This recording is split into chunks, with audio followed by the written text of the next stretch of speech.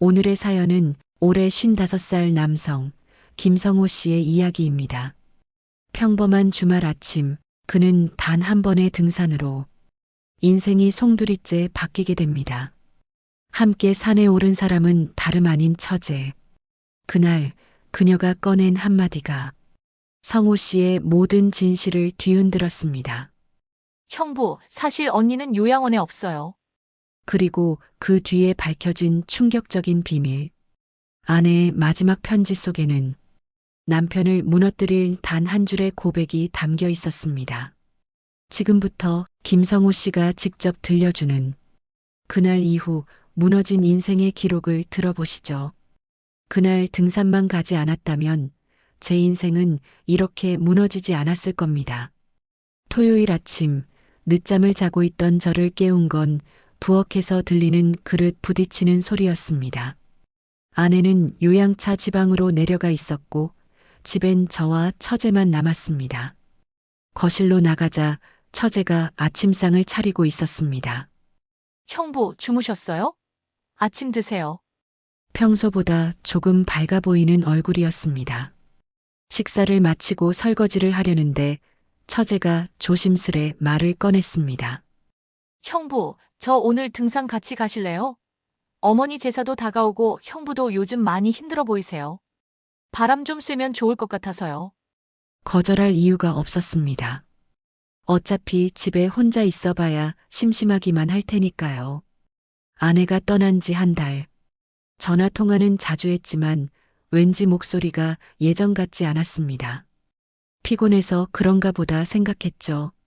그래, 좋지, 어디로 갈까? 북한산 어때요? 거기 단풍 예쁘다던데.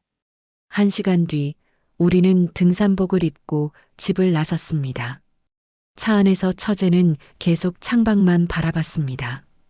무슨 생각을 하는지 알 수 없는 표정. 지금 생각해보면 그때 이미 뭔가 이상했습니다. 손을 계속 떨고 있었고 입술을 깨물며 무언가를 고민하는 듯 했습니다. 하지만 저는 그냥 긴장하는 거라고만 생각했죠. 가벼운 마음으로 나선 길이었습니다. 그때는 정말 몰랐습니다. 그날 제가 마주할 진실이 제 삶 전체를 뒤흔들 줄은요. 산 입구에 도착했을 때 처제가 저를 돌아보며 말했습니다. 형부, 오늘 끝까지 제 말 들어주실 수 있죠? 그때 그 질문의 의미를 알았더라면 저는 도망쳤을지도 모릅니다. 등산로는 생각보다 사람이 많지 않았습니다. 주말인데도 한산한 편이었죠. 가을 햇살이 나뭇잎 사이로 비치고 흙과 낙엽 냄새가 코끝을 간지렸습니다. 처제는 평소보다 훨씬 말이 많았습니다. 형부, 언니 만난 지 벌써 10년이 넘었죠? 처음 형부 봤을 때 기억나요? 그럼 내가 고등학생 때였잖아. 교복 입고 있었지? 처제가 씁쓸하게 웃었습니다. 그때 형부 정말 멋있었어요. 언니가 왜 형부 좋아하는지 알 것 같았어요. 이상한 대화였습니다. 왜 갑자기 옛날 얘기를 꺼내는 걸까요? 조금 더 올라가자 벤치가 나왔습니다. 처제가 먼저 앉으며 물을 꺼냈습니다. 형부, 언니랑은 요즘 괜찮아요? 그 질문이 묘하게 가슴에 남았습니다. 왜 그런 걸 묻는 걸까요? 괜찮은 척하고 있을 뿐이지. 너도 알다시피 요즘 언니 많이 힘들잖아. 처제는 한참 동안 아무 말도 하지 않다가 고개를 끄덕였습니다. 내 언니가 많이 힘들어해요. 그녀의 목소리가 떨리고 있었습니다. 뭔가 더 하고 싶은 말이 있는 것 같았지만 입을 다물었습니다. 다시 걷기 시작했습니다. 경사가 점점 심해지자 처제가 숨을 헐떡였습니다. 괜찮아? 네, 괜찮아요. 그런데 갑자기 처제가 비틀거렸습니다. 반사적으로 저는 그녀의 팔을 잡았습니다. 조심해. 아, 감사해요. 형부. 그녀가 제 팔을 잡은 채 잠시 그대로 서 있었습니다. 그 순간이 이상하게 길게 느껴졌습니다. 바람에 날린 처제의 머리카락이 제 얼굴에 닿았고 은은한 샴푸 향기가 코끝을 스쳤습니다. 제 심장이 이유 없이 빨리 뛰기 시작했습니다. 처제가 저를 올려다봤습니다. 형부, 응? 제가 오늘 꼭 말씀드려야 할 게 있어요. 그때 저는 알았어야 했습니다. 이 등산이 결코 가벼운 산책이 아니라는 것을요. 1시간을 더 올라 정상에 도착했습니다. 서울 시내가 한눈에 내려다 보였습니다. 바람이 세차게 불었고 처제의 머리카락이 사방으로 날렸습니다. 저는 물을 마시며 경치를 구경했습니다. 그런데 뒤에서 처제의 목소리가 들렸습니다. 형부, 뭔가 평소와 다른 목소리였습니다. 차갑고 단호하고 떨리는 목소리. 돌아보자 처제가 두 손으로 배낭끈을 꽉 쥐고 서 있었습니다. 얼굴이 창백했습니다. 왜 그래? 어디 아파? 아니요, 형부 앉아주실래요? 불안한 예감이 들었습니다. 바위에 앉자 처제가 제 앞에 섰습니다. 한참 동안 말이 없었습니다. 그러다 마침내 입을 열었습니다. 형부 사실 언니는 지금 요양원에 없어요. 귀를 의심했습니다. 뭐? 언니는 한 달 전에 돌아가셨어요. 세상이 멈췄습니다. 주변의 모든 소리가 사라졌습니다. 바람 소리도, 새 소리도, 사람들의 웃음소리도 들리지 않았습니다. 제 입에서 나온 건 겨우 한마디였습니다. 거짓말이지? 처제가 고개를 저었습니다. 눈물이 볼을 타고 흘러내렸습니다. 진짜예요. 언니는 한 달 전 8월 15일에 병원에서 조용히 가셨어요. 말도 안 돼. 며칠 전에도 전화했는데. 언니 목소리 들었다고. 처제가 울먹이며 대답했습니다. 그건 제가 언니 목소리를 흉내낸 거예요. 머리가 하얘졌습니다. 한 달 전? 그럼 제가 그동안 통화했던 건 전부 처제였단 말인가? 미친 왜 말 안 한 거야? 저는 소리를 질렀습니다. 주변 등산객들이 쳐다봤지만 신경 쓸 겨를이 없었습니다. 처제가 무릎을 꿇고 울기 시작했습니다. 형부가 충격받을까봐 천천히 말씀드리려고 했어요. 형부 회사 일도 중요한 시기였잖아요. 언니가 그러라고 했어요. 다리에 힘이 풀렸습니다. 그대로 주저앉으며 하늘을 봤습니다. 파란 하늘이 너무 잔인하게 느껴졌습니다. 아내가 죽었다. 한 달 전에. 그리고 나는 아무것도 몰랐다. 얼마나 그렇게 앉아 있었는지 모르겠습니다. 정신을 차렸을 때 해가 서쪽으로 기울어 있었습니다. 처제는 제 옆에 조용히 앉아 있었습니다. 왜? 제 목소리는 쉬어 있었습니다.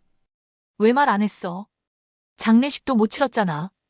처제가 떨리는 목소리로 대답했습니다. 장례식은 치렀어요. 이모님들이랑 친척들이 다 왔었어요. 형부만 없었어요. 왜?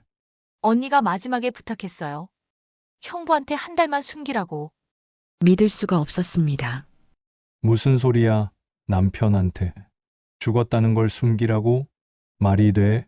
처제가 눈물을 닦으며 설명했습니다. 언니가 말했어요. 형부가 지금 회사에서 대형 프로젝트 마무리하고 있다고. 10년 동안 준비한 일이라고.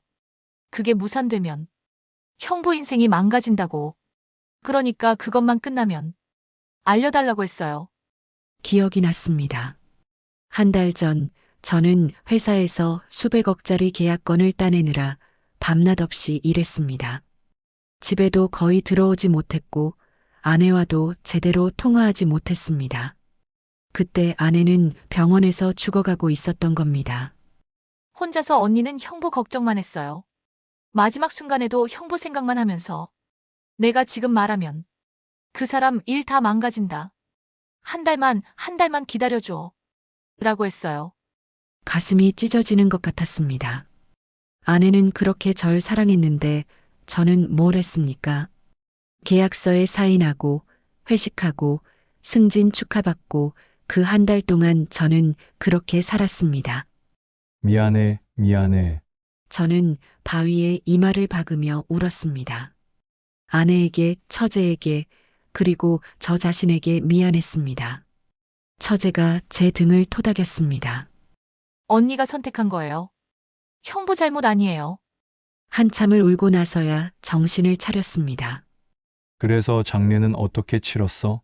화장했어요. 언니 유언대로. 유골은 집에 모셔뒀어요.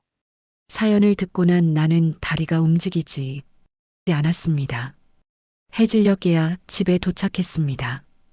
현관문을 열고 들어서는 순간 모든 게 낯설게 느껴졌습니다. 이 집에 이제 아내가 없다는 게 실감이 났습니다. 거실 한쪽에 작은 제단이 마련되어 있었습니다. 아내의 사진이 놓여 있었고 그 옆에 하얀 항아리가 있었습니다. 무릎이 꺾였습니다. 여보, 한참을 울다가 정신을 차리니 처제가 제 옆에 물 한 잔을 놓고 있었습니다. 형부, 물 드세요. 물을 마시며 사진을 바라봤습니다. 아내는 사진 속에서 웃고 있었습니다. 처제야, 네, 형부. 언니가 마지막에 뭐라고 했어? 처제가 한참 망설이다가 입을 열었습니다. 사랑한다고, 형부 사랑한다고. 했어요. 그리고. 이거 형부한테 전해달라고 했어요. 처제가 서랍에서 하얀 봉투를 꺼냈습니다. 봉투 겉면에 아내의 필체로 적혀 있었습니다. 사랑하는 당신에게. 떨리는 손으로 봉투를 뜯었습니다. 편지지를 펼쳤습니다. 아내의 글씨가 보였습니다. 평소보다 많이 흔들리는 글씨. 아마 많이 아팠나 봅니다. 편지를 읽기 시작했습니다. 여보, 이 편지를 읽고 있다면 당신은 이미 모든 걸 알게 됐겠네요. 미안해요. 혼자 떠나서. 하지만 당신 인생 망치고 싶지 않았어요. 여기까지는 괜찮았습니다. 하지만 다음 문장에서 숨이 막혔습니다.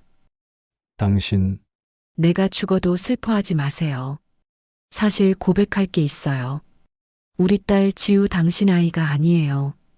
결혼하기 한 달 전에 전 남자친구를 만났었어요. 미안해요. 편지가 손에서 떨어졌습니다. 지우가 제 딸이 아니라고? 지금 막 7살이 된 그 아이가 형부, 처제가 저를 붙잡았습니다. 저는 그대로 쓰러졌습니다. 천장이 빙글빙글 돌았습니다. 10년 동안 키운 딸이 제 딸이 아니라니. 이게 무슨 소리입니까? 아내는 왜 이런 잔인한 말을 남긴 겁니까? 정신을 차렸을 때 소파에 누워 있었습니다. 이마에 찬 물수건이 올려져 있었고 처제가 옆에서 걱정스러운 표정으로 저를 보고 있었습니다.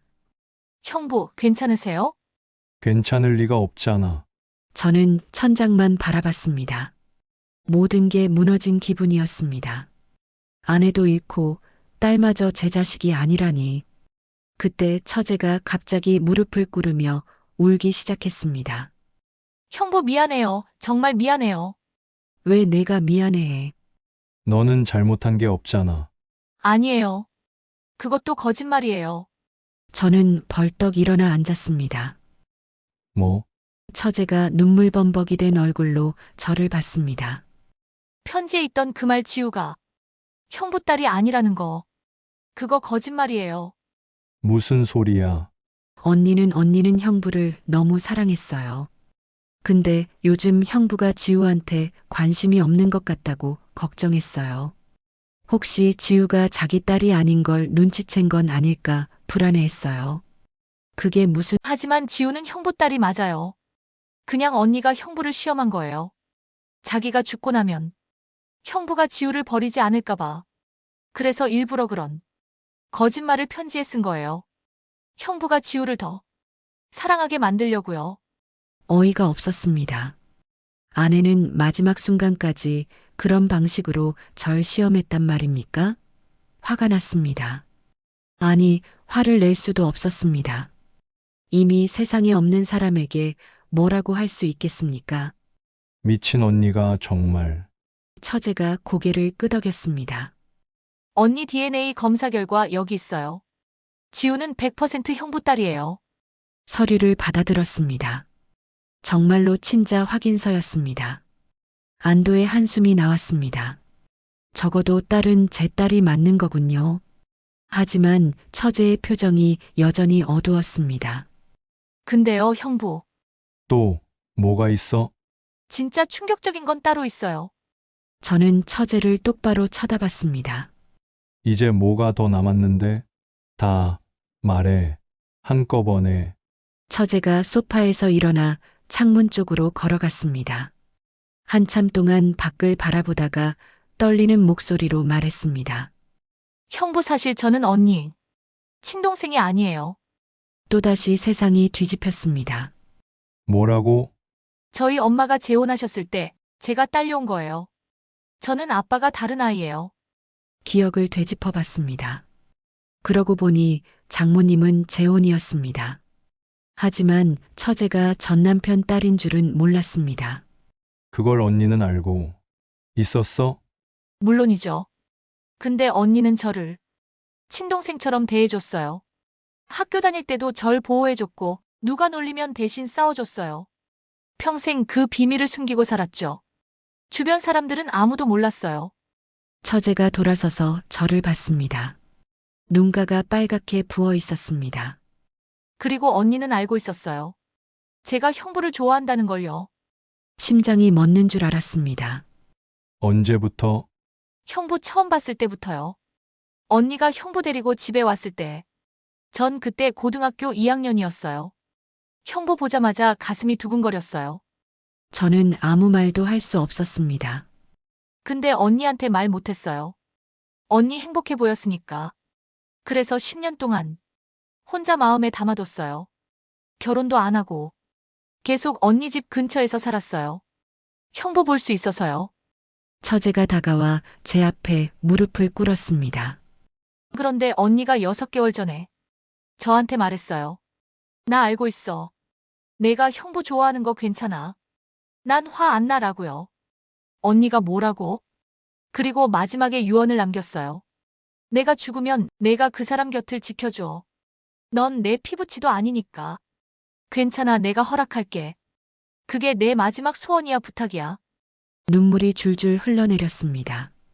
처제의 눈에서 그리고 제 눈에서 아내는 마지막까지 모든 걸 계획한 겁니다.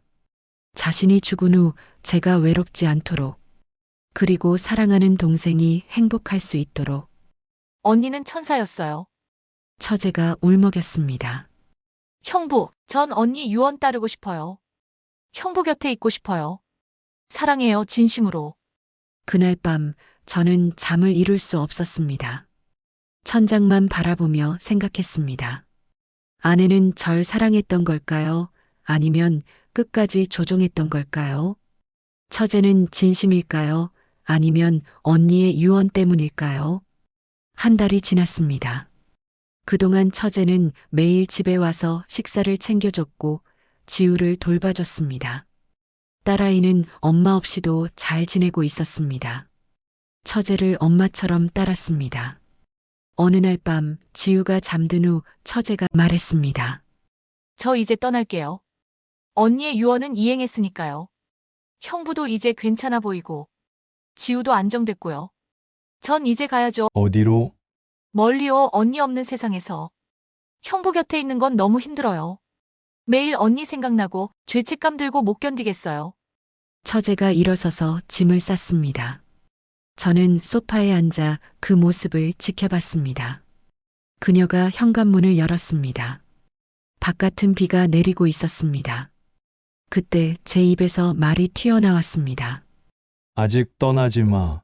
처제가 멈춰섰습니다. 형부, 나도 모르겠어. 이게 사랑인지 외로움인지 죄책감인지. 하지만 내가 떠나면 난 완전히 혼자가 될 것 같아. 처제가 천천히 돌아섰습니다. 얼굴에 눈물이 가득했습니다. 형부도 같은 마음이에요? 저는 고개를 끄덕였습니다. 그런 것 같아. 언니가 우릴 이렇게 만든 것 같아. 처제가 짐을 내려놓고 다시 안으로 들어왔습니다. 문을 닫았습니다. 우리는 한참 동안 서로를 바라봤습니다. 지금 이 순간에도 저는 혼란스럽습니다. 이게 옳은 선택일까요? 아내가 원한 게 이런 걸까요? 확실한 건 없습니다. 다만 한 가지, 그날의 등산이 제 인생의 모든 것을 바꿔놓았다는 사실만은 분명합니다. 지금도 가끔 그 산을 오릅니다. 처제와 함께 정상에 서면 아내의 목소리가 들리는 것 같습니다. 잘했어. 너희 둘 다 행복해. 그게 내가 바란 거야. 이게 축복일까요? 아니면 저주일까요? 저는 아직도 모르겠습니다. 오늘의 사연은 여기까지입니다. 오늘의 이야기가 마음이 움직였다면 구독과 좋아요를 눌러주세요.